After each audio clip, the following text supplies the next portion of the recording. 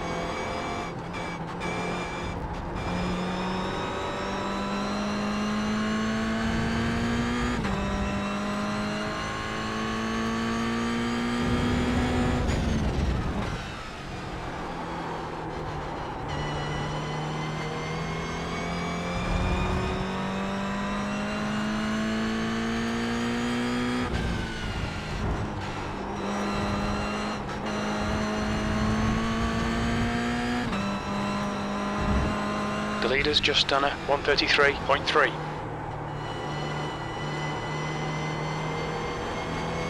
Rounding out the final corner, they're not my best lap in the world, to be honest. I don't know what it is about Rudskogen, but I really do struggle to find the right lines around this venue. Up over the line, it's a 35.5. That is awful. Provisional P14 on the grid.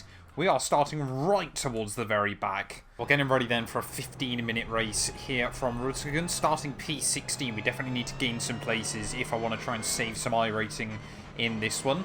Might be my penultimate race in this car. Haven't quite decided yet whether I'm going to keep it up during 2023 Season 2. Of course, that Renault Clio Cup car that iRacing announced is certainly something I want to try. And then, of course, the new Formula Ford 1600 car as well, I fancy giving a go. And I think they're probably going to consume a lot of the D-license interest on the sim, if okay, that, mate, of course, they are D-licensed. We're getting ready then, out of the final corner. I think we are green flag racing here from Rudskogen, so let's do this thing.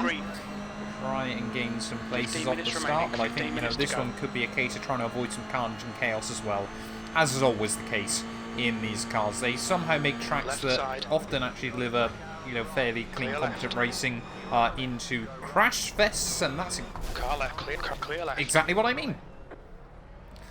Exactly what I mean. How on earth have they absolutely piled up at turn 1? Got no idea how bad the front end damage is. So they tried lifting off the brake, but I completely missed that guy that was sat in the middle of the road there.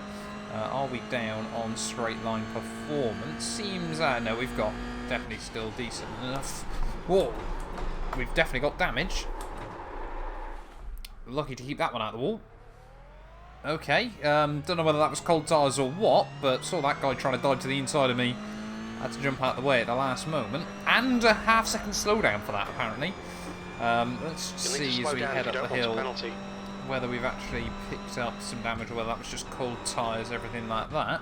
Definitely did just bite round on me.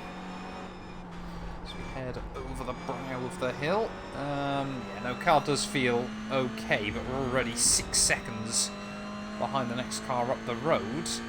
Not too sure what that guy was really trying to do there down at the bottom of the hill. It seemed like he came in incredibly hot to the inside of us. I did kind of have to jump out of the way, but yeah, I mean, I don't even know what position we're in as we ran through the final few turns of lap 1. This race might pretty much be already a bit of a write-off, but saying that, you know, there are cars still battling it out just up the road, and you know me, there's never really much point in quitting on iRacing. You can always gain some freebies and things like that. Have I gained any places then on that one? No, I think I've lost one. Out of everything that's gone on, I've still ended up losing places in all of that, of course. That basically just sums up my luck in this car, I guess.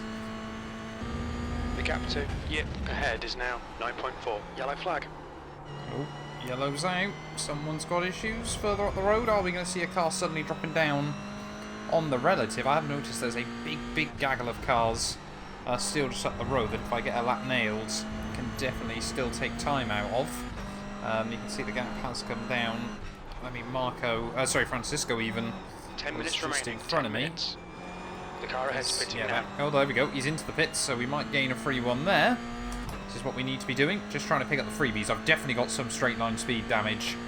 We definitely are struggling still with a bit of performance from the car, but yeah, if the cars in front keep battling it out, we might still get some freebies. Sector 3 is 1.2. It really is just one of those ones where we've got to get to the end, as that's going to be another slowdown. Must have just nicked the curving through turn 1. Time gained. I worry that this race might have sealed this car's fate in my mind, to be completely honest. It is one of those cars that when you get a good race, it can be really good. You know, Raw before the 24, that was a really good fun one that I did have a lot of fun doing. But there's just too many races where there's absolute monster pile-ups down at turn 1, and I'm just not convinced, to be honest. I mean, it's a fantastic car if you want to lose some iRacing, it feels like, week in, week out. But yeah, the fixed setup isn't particularly brilliant either, and of course, it's a free option, you're very good.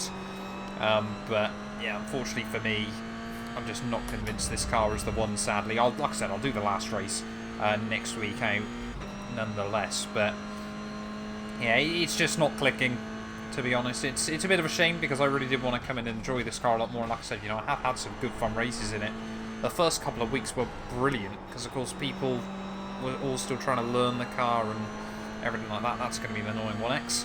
You cut the track. But keep it nice and tidy. Yeah, I think whatever race we're at next week might be the last one I do in this car for a little while. You know, say if a really good track comes up, then I might jump back into it, or, you know, like I said, in a special event, something like that, Raw for the 24, you know, maybe even, say, for example, VLN race these cars. I don't think they are, but, you know, it would probably be quite a good combo for something like that. Then it could be good fun, but yeah, I think at the moment, the GR86 for me may well have run its course. Rudskogen might have been the final, well, the straw that broke the camel's back.